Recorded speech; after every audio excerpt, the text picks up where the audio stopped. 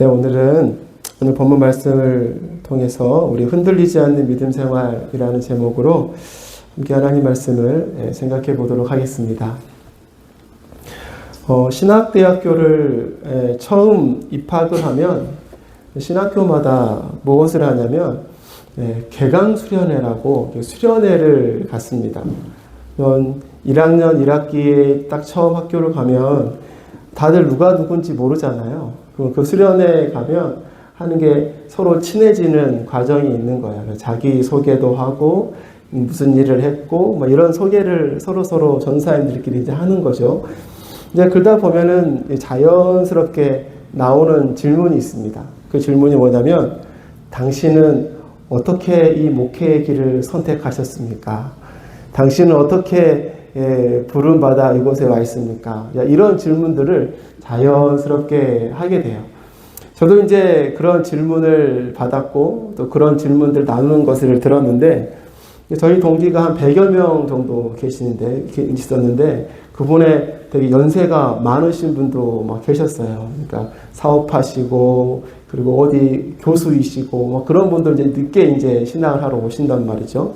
근데 저는 그분들의 이야기가 참 재미있더라고요. 왜냐하면 왠지 그분들의 이야기는요 좀 드라마틱한 게 있어요. 연세가 이렇게 많이 드셔서 사회에서 성공하셨는데 갑자기 목회의 길로 들어오셨다? 일반적이지 않잖아요.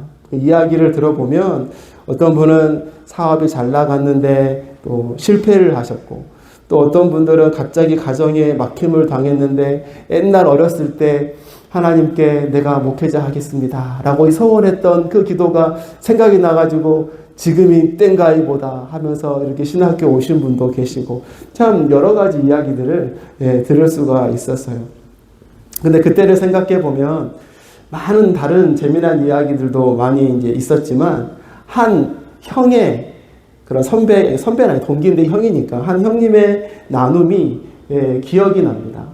그 형님은 특별한 게 없었어요. 무엇이라고 이야기했냐면 자신은 특별한 하나님의 부르심이 없었지만 내가 목회를 해야겠다는 그 생각이 단 한 번도 조금도 흔들리지 않았다는 것이 하나님의 확실한 부르심이다 믿고 내가 이 자리에 왔습니다 라고 이렇게 이야기하더라고요.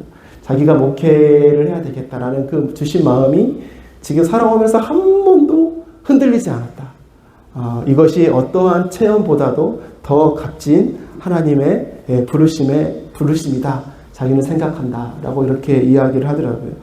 참 그 이야기를 딱 듣는데 제가 우와 대단하다.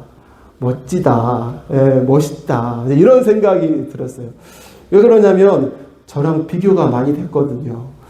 저는 하나님 정말 이 길이 제 길이 맞습니까? 라고 하면서 되게 많이 부끄럽게 기도를 많이 했던 것 같아요.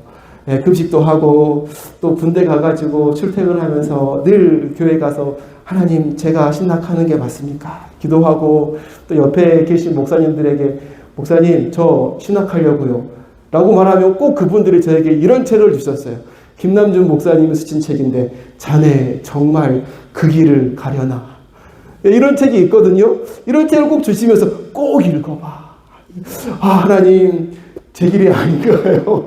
막으시는 것입니까? 막 이런 갈팡질팡하면서 기도하면서 저는 이 신학교까지 갔던 것 같아서 그 형의 이야기를 들으니까 참 부끄러우면서도 참 좋다. 참 멋지다. 흔들리지 않고 그 마음 끝까지 지킬 수 있다는 게 너무나 귀한 것 같다. 라는 생각이 들었어요. 사랑하는 여러분, 그런데 바라기는 이러한 흔들리지 않는 모습이 여러분 우리의 삶 속에서도 있기를 바랍니다. 특별히 하나님을 섬기고 또 하나님을 예배하는 크리스천으로 살아가는 우리의 믿음의 삶의 여정이 여러분 이처럼 흔들림이 없는 믿음의 삶이 되기를 소망해요. 때론 인생에 어려움이 있잖아요. 그리고 인생에 고난도 있고 낙심도 있고 또 막힘도 있고 뜻하지 않은 오해를 당할 때도 있잖아요. 그럴 때마다 내 마음에 드는 게 무엇입니까? 하나님께 감사, 하나님 연단시켜 주시는군요. 제가 이번 기회에 인내를 배우고 더 성장하겠습니다라는 마음보다는 하나님 억울합니다. 이게 뭡니까? 이게 사랑의 공동체입니까? 막 이런 마음이 들면서 흔들리고 왔다 갔다 하는 그런 모습이 옛날에 우리 마음 가운데 있었을 수도 있잖아요. 있었을 수도 있잖아요. 이런 그러한 모습이 아니라 하나님 앞에 흔들리지 않는 그런 믿음 생활을 할 수 있는 우리의 모습이 되면 참 좋겠다라는 생각을 그 형의 고백을 들으면서 생각을 하게 됐습니다. 이런 오늘 본문 속에 보여주고 있는 제자들의 모습이 바로 그와 같이 여러분 흔들리지 않는 신앙생활의 모습을 우리에게 보여주고 있는 것 같아요.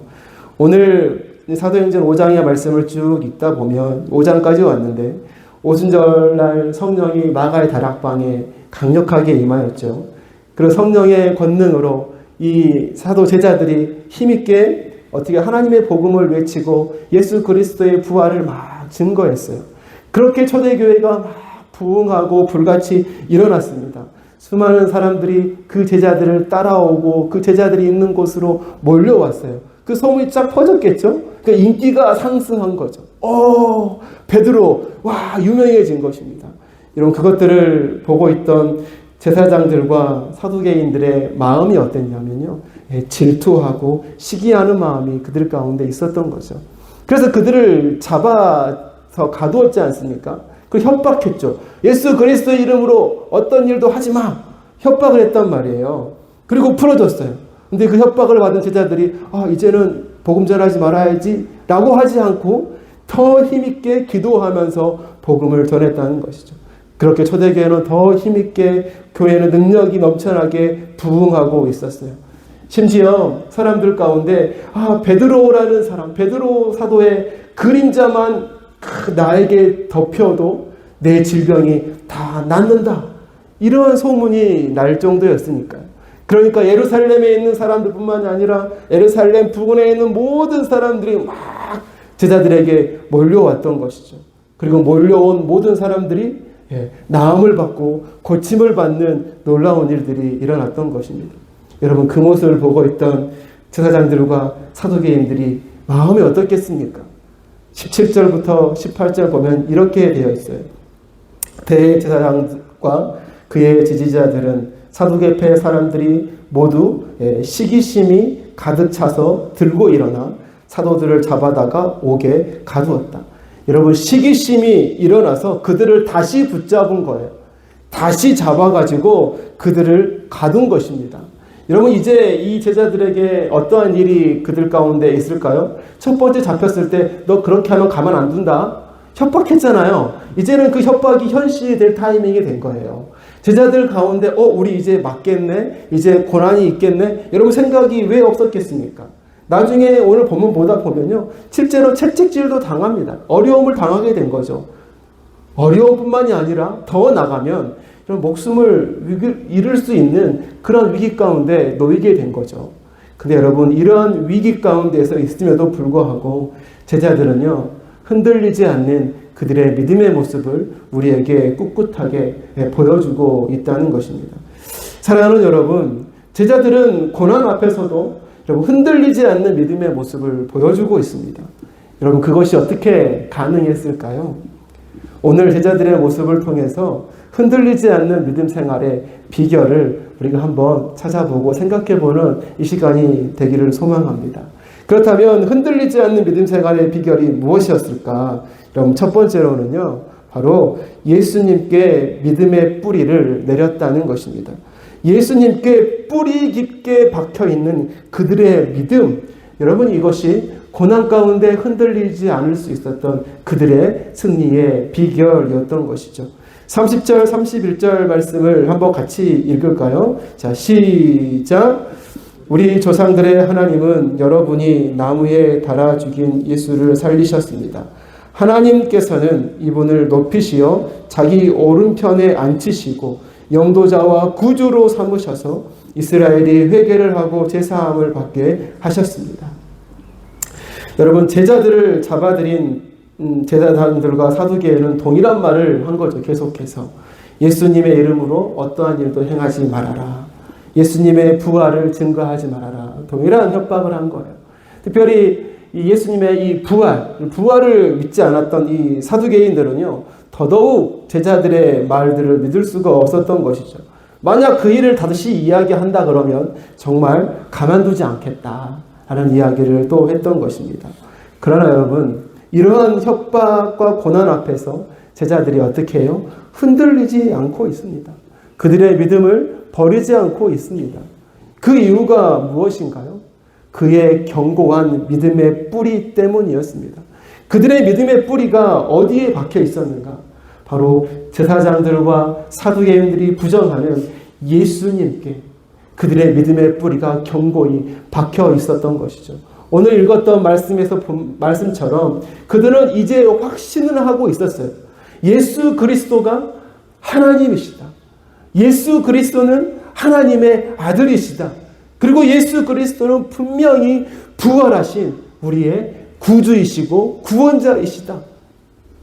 세상 그 무엇도 모든 것을 할 수 있고 다스릴 수 있는 능력의 하나님, 그분이 예수 그리스도다. 여러분, 이 확신이 그들에게 있었습니다. 이것이 그들의 든든한 믿음의 뿌리가 되었던 것이죠. 여러분, 왜 이토록 제사장들과 사두개인들이 제자들이 증거하는 복음 증거를 그토록 싫어했습니까? 그들이 지금까지 누리고 있었던 인기, 그리고 그들이 지금까지 누리고 있었던 기득권, 권위, 존경심, 그런 것들이 하나하나 허물어지는 것들이 그들이 피부로 느끼고 있었기 때문이죠. 위기감을 느낀 거예요. 그래서 어떻게 했습니까? 하나님의 복음을 거부하고 복음을 증거를 방해하는 장애물로서의 역할을 그들이 하고 있는 것입니다. 여러분, 어떻게 보면 제사장들과 사두개인의 신앙을 본다면 외적인 거룩한 모습, 외형적인 멋진 모습, 정결한 모습은 있을 줄 모르겠지만 그들의 신앙의 내면의 뿌리는 어디에 박혀 있는 것입니까? 예수 그리스도, 복음, 말씀이 아니라 그들의 기득권이요, 그들의 인기이며 그들의 권력이고 그들의 명예에 뿌리를 두고 있었던 그들의 신앙생활이었던 것이죠. 잘못된 것에 뿌리 내리고 있었던 것입니다. 그러니 참된 진리 되신 예수 그리스도께서 오셔서 그분의 위대한 사역과 능력을 보일 때에 자기가 비교되는 그 모습 보면서 그들은 어떻게 해요? 흔들리고 두려워 떨 수밖에 없었던 것이죠. 그러나 제자들은 어때요? 제자들요, 부활하신 예수 그리스도를 만났어요. 예수님께서 참 하나님이심을 그들은 뼛속 깊이 깨달았어요. 구약이 예언하고 있던 그 메시아, 그분이 예수님이시구나 알았어요. 그리고 그 예수 그리스도께서 약속하신 성령이 내 안에 오는 것을 체험했어요. 그리고 그 성령님과 함께 동행하면서 하나님의 거룩한 일들을 행하고 있다는 거죠. 알았어요. 믿었어요. 이것이 그들의 신앙의 견고한 뿌리가 되었던 것입니다. 그 앞에서 자신의 안위, 그 앞에서 자신의 평안, 그 앞에서 세상의 어떤 것들이 비교할 수 없는 것들로 다 하찮은 것처럼 여겨졌던 사람들, 바로 제자들이었던 것입니다. 여러분, 이처럼 예수 그리스도께 뿌리 내린 신앙, 그것이 가장 귀하고 값진 것임을 깨닫고 살아가는 신앙, 여러분, 세상의 것에 넘어지지 않는 견고한 믿음의 나무가 된다는 사실을 우리는 분명히 기억해야 될 줄로 믿습니다. 사랑하는 성도 여러분, 흔들리지 않는 믿음 생활의 비결이 바로 이거예요. 참 하나님이시고 온 세상의 주인 되신 예수 그리스도께 우리의 뿌리를 더욱더 강건히 내리는 것입니다. 예수 그리스도로부터 주어지는 것이 내 삶의 가장 귀한 것임을 알아서 예수 그리스도를 닮아가는 삶을 살고 예수 그리스도께서 말씀하신 것이 참 진리인 줄 알아서 내 삶 속에 늘 곱씹으며 그 말씀대로 살아가고자 힘쓰고 노력하는 삶, 여러분, 그것이 예수님께 뿌리 내리고 살아가는 삶의 모습이 아니겠습니까? 예수님과 그의 말씀이 우리의 삶의 우선순위이고 예수님과 그의 말씀이 우리의 삶의 기준되어 살아가는 삶의 모습인 것입니다. 여러분, 이러한 삶 가운데 여러분, 우리의 믿음이 흔들리지 않을 수 있다는 것을 우리는 기억해야 할 것입니다. 여러분, 최근에 저희 집의 밭에서 드디어 놀라운 일이 일어났습니다. 무슨 일일까요? 깻잎이 올라와요. 깻잎이 이것저것으로 막 올라와요. 너무 귀엽더라고요. 이렇게 만질 수는 없어요. 너무 약하니까.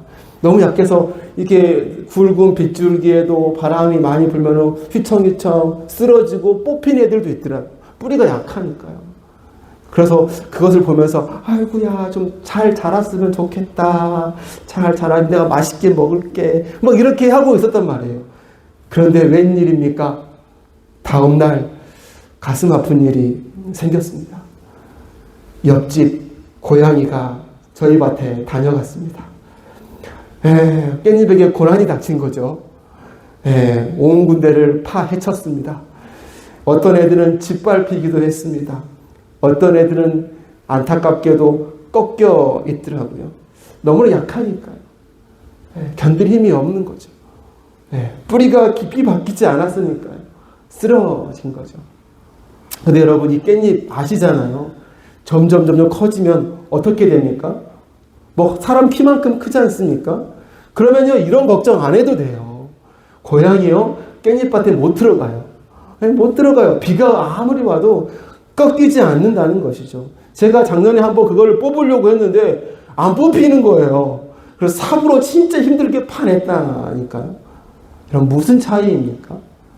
깻잎이 자라면서 그 뿌리를 깊이 넓게 내렸기 때문에 이처럼 흔들리지 않고 쓰러지지 않는 깻잎이 되었던 것이죠. 사랑하는 여러분, 예수 그리스도를 믿음으로 하나님의 자녀된 우리들의 삶 속에서 우리가 더욱더 힘써야 할 것이 바로 이것입니다.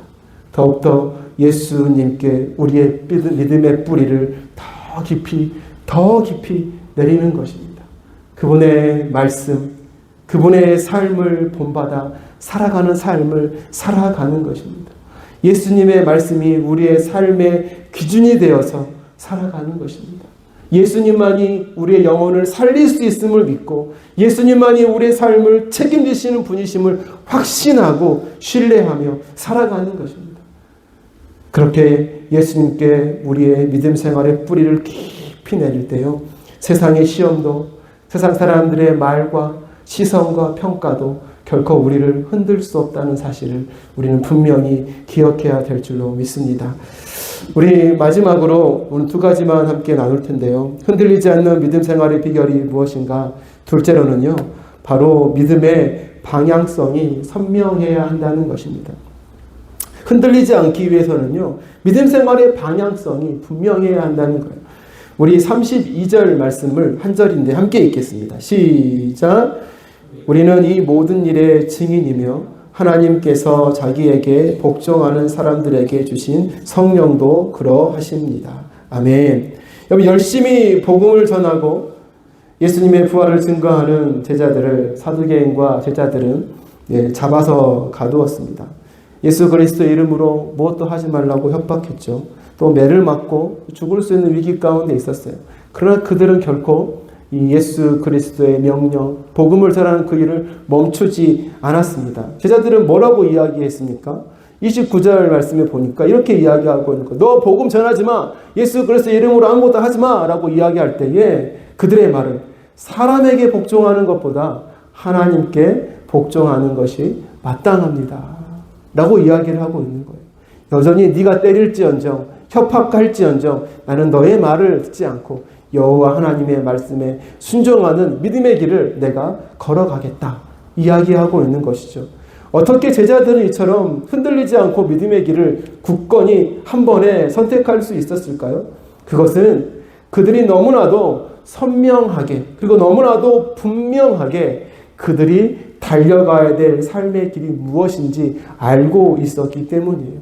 자신이 어떠한 삶을 살아야 되는 존재인지 자신의 삶의 목표가 무엇인지 예수 그리스도를 통해서 내가 구원받은 내가 달려가야 될 그 길이 무엇인지 너무나도 선명하고 분명했기 때문에 그것을 막는 어떠한 공격, 위협, 고난이 있을지라도 그것을 물리칠 수 있었다는 것이죠. 그 인생의 분명한 방향, 그것이 무엇이었습니까? 오늘 본문 32절에 아까 읽었었지만 그 32절 속에 나와 있는 한 단어가 그의 삶을 다 설명해 줍니다. 그 한 단어가 무엇입니까? 바로 증인이라는 말입니다. 증인. 증인이라는 말이 바로 제자들의 삶을 다 설명해 주는 거예요. 그리고 오늘 본문 20절 말씀에도 나왔었는데 바로 생명의 말씀을 남김없이 백성에게 전하여라. 이 사명, 이 제자들은 그것이 자신이 달려가야 될 믿음 생활, 이 땅에 호흡하고 있는 삶 가운데 자신이 달려가야 될 삶의 분명한 방향성임을 그들은 알고 있었던 것이죠. 그들의 선명한 방향성이 있기 때문에 그 길을 반대하는 다른 길의 유혹에 흔들리지 않고 넘어가지 않았던 것입니다. 왜요? 왜 넘어지지 않았습니까? 왜 유혹에 쓰러지지 않았습니까?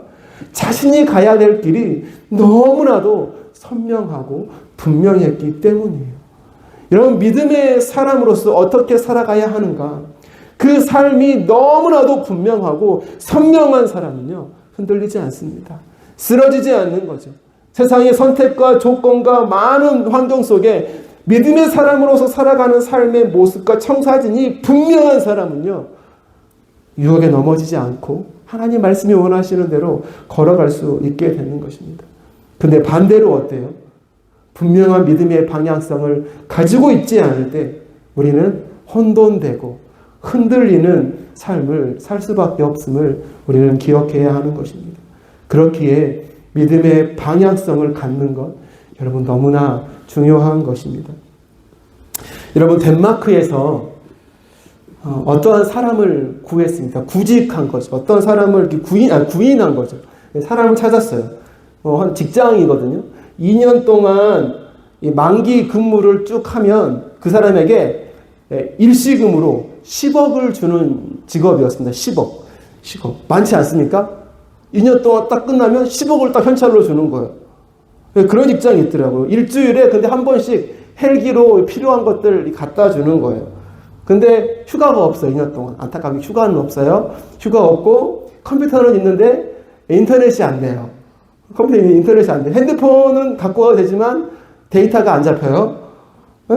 그리고 일이 어렵지가 않아요. 그냥 밤에 불 켜고 그리고 아침 되면 불 끄고 나머지 시간은 마음대로 하면 되는 직장이에요. 근데 그런 직장에 2년 동안 있으면 10억을 준대요. 여러분, 그런 직장 해보고 싶으십니까? 그런 직장이 어떤 직장일까요? 네, 이런 직장이에요. 네, 보이십니까? 등대직이에요. 저 절벽 위에 있는 작은 등대 보이십니까? 네, 저기에서 2년을 살면 10억을 준답니다. 네, 저는 안 갈래요. 저는 못할 것 같아요. 여러분, 왜 이렇게 어려운 직업, 많은 돈을 주면서까지 사람을 구하는 거예요? 저 등대가 너무나 중요하기 때문이죠. 저 등대가 무슨 일을 하는 것입니까? 배를 밤에 지나가는 배들에게 바다에서 방향을 알려주는 중요한 역할을 하고 있기 때문이죠. 저녁에 지나가는 배들에게는 가장 중요한 게 무엇이냐? 방향이지 않습니까? 요즘 GPS가 너무나 잘 되어 있지만 간혹 사고도 많이 일어나잖아요. 방향이 너무 중요한, 그것을 알려주기 위한 등대인 것이죠. 여러분, 저도 군대에 있을 때 군대에서도 강조하는 게 있습니다. 방향이에요. 방향을 잘 찾아야 돼요. 그래서 이것저것 많이 알려줍니다. 내 삶, 내 손에 아무것도 없을 때, 나침반이 없을 때 산에 쌓여있는 눈을 보면서 이쪽은 좀 녹았고 이쪽은 쌓여있네. 이쪽은 남쪽이고 북쪽이야. 알려줘요.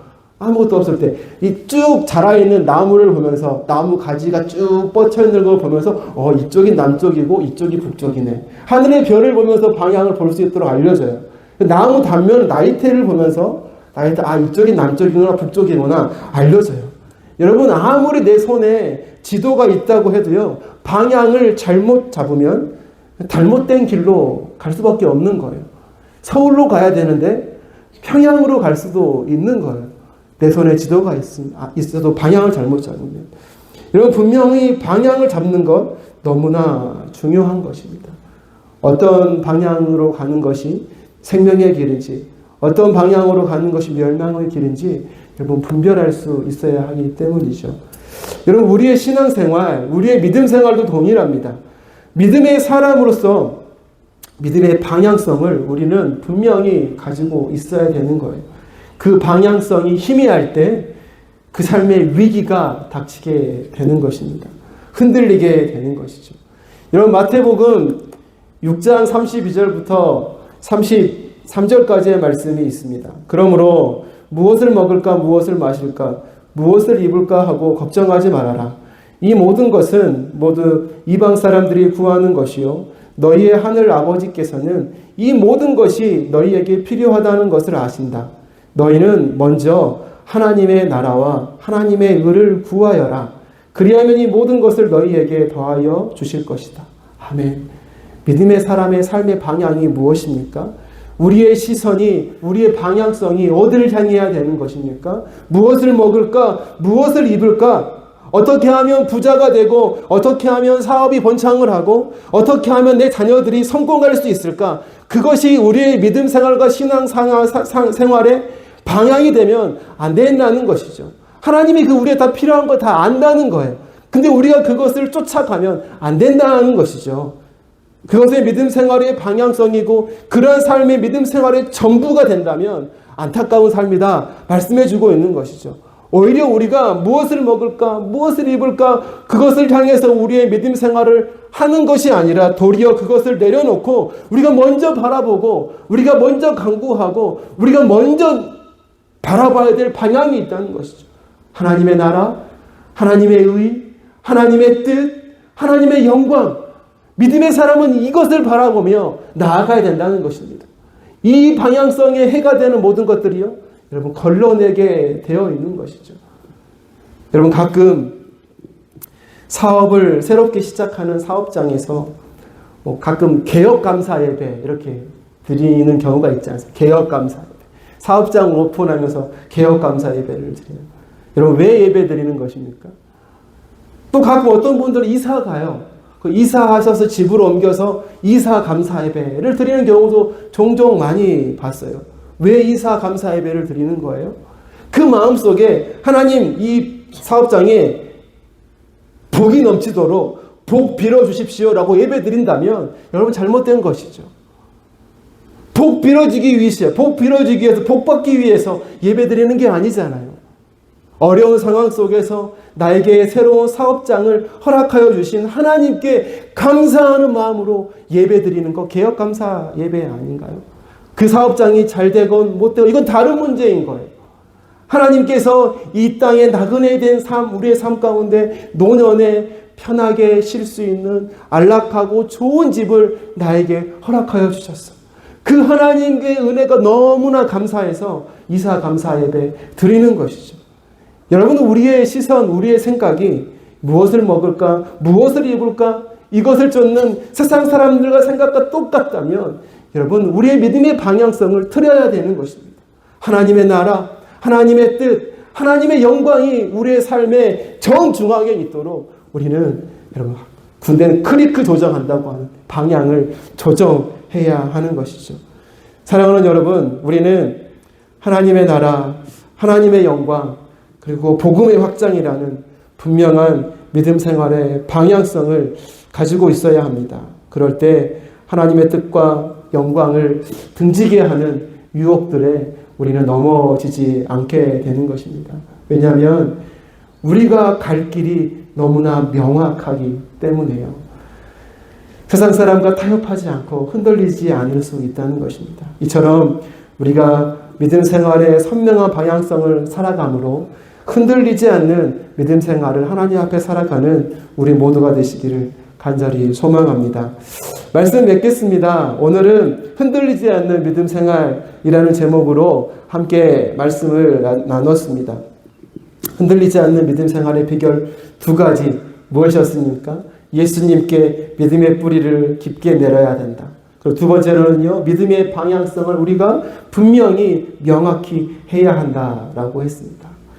여러분, 오늘 저 사진에 보인 나무이거든요. 나무가 보이십니까? 미국 캘리포니아에 있는 국립공원에 있는 제너럴 셔먼 트리라는 이름을 가진 이 나무라고 해요. 세상에서 가장 무겁고 부피가 가장 큰 나무다라고 확인된 나무 중에 가장 부피가 크고 무거운 나무다라는 나무가 저 나무입니다.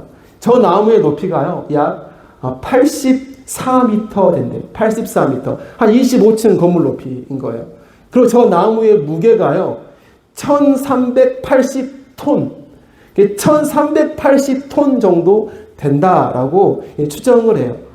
여러분, 어떻게 저 나무가 수백 년 동안 오랜 시간 꺾이지 않고 쓰러지지 않고 견고히 여러분 서 있었을까요? 첫째로는 저 무거운 1380톤이라는 무게를 거뜬히 견디고도 남을 튼튼한 뿌리가 남 아래에 박혀 있기 때문이죠. 그리고 저 84m나 되는 그 높이의 나무가 좌로나 우로나 무게중심이 흐트러지지 않고 반드시 하늘로 방향을 바로잡고 쭉 뻗었기에 저렇게 서 있을 수 있었던 거죠. 여러분, 만약에 1380톤 되는 나무가 왼쪽으로 쭉 자랐다고 생각해 보십시오. 꺾이거나 부러지거나 하지 않았겠습니까? 하늘을 향해서 고든 방향을 정하고 쭉 자랐기 때문이죠. 여러분, 우리의 신앙생활, 믿음생활도 이와 같아야 하는 것입니다. 예수님께 우리의 믿음의 뿌리를 깊이 내리고 하나님의 말씀과 그 말씀을 향해서 우리의 믿음의 방향성을 곧게 하여 우리가 나아갈 때에 우리의 믿음의 삶은 흔들리지 아니하고 견고한 하나님의 거룩한 백성으로서 삶을 잘 살아가게 될 줄로 믿습니다.